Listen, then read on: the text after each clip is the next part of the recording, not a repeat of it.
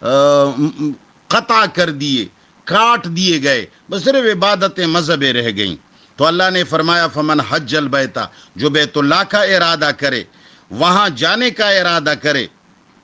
او اعتمرا یا عمرے کا ارادہ کرے، فلا جناح علیہ، تو کوئی گناہ نہیں ہے اس کے اوپر، ان یطوف بہما، جو ان دو پہاڑیوں کے درمیان گھومے،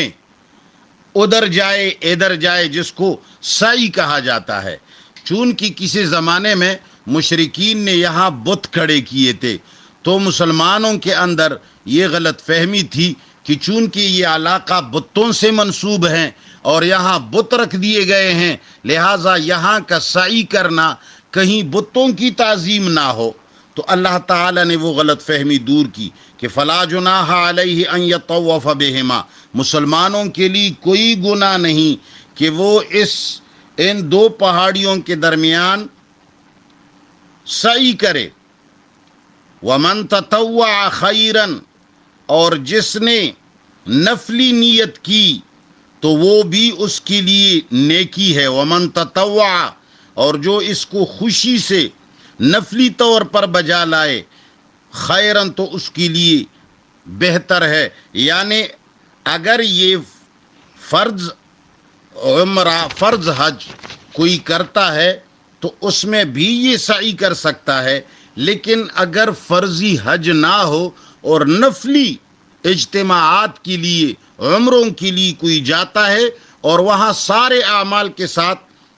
صفا و مروہ کی سعی کرتا ہے تو بھی جائز ہے۔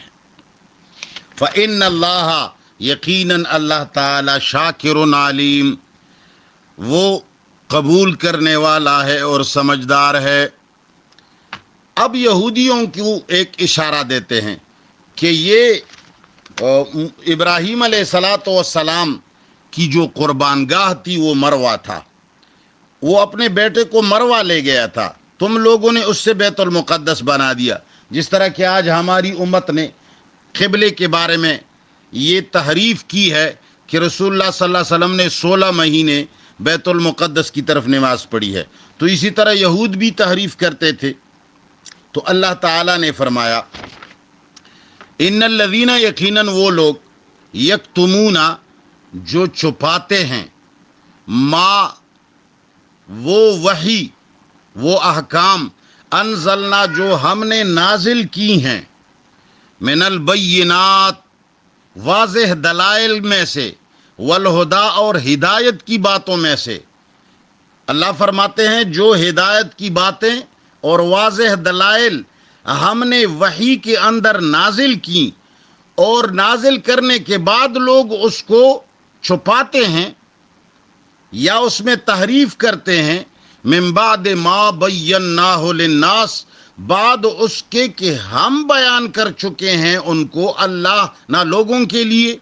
ہم نے لوگوں کے لیے بیان کیا، اور فی الکتاب، اپنی کتاب کے اندر، پھر لوگ اس کو چھپائیں، پھر لوگ اس میں تحریف کریں۔ اللہ فرماتے ہیں اولئک، یہ لوگ جو حق چھپاتے ہیں،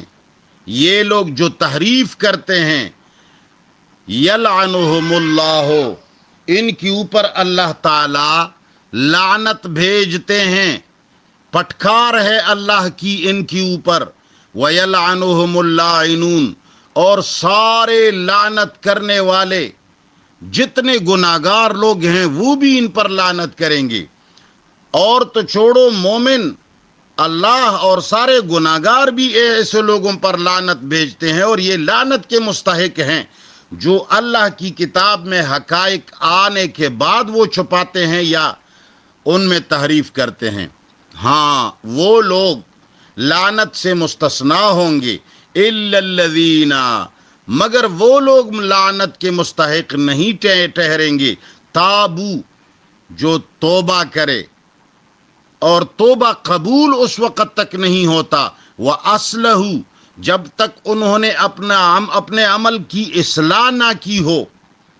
تابو، توبہ کرے، وَأَصْلَحُوا، اور اپنے اعمال کا اصلاح کرے، وَبَيَّنُوا، اور جو تحریفیں اس نے کی ہیں اور جو چیزیں اس نے چھپائی ہیں اور جو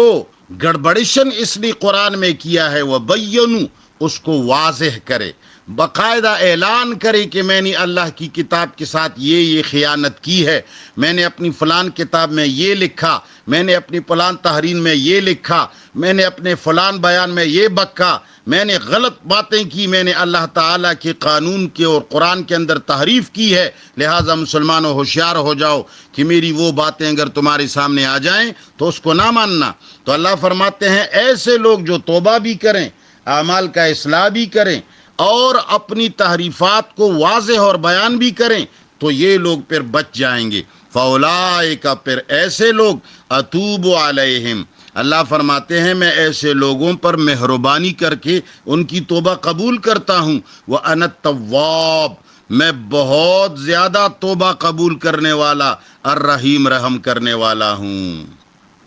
بس لفظی ترجمہ سن لیں۔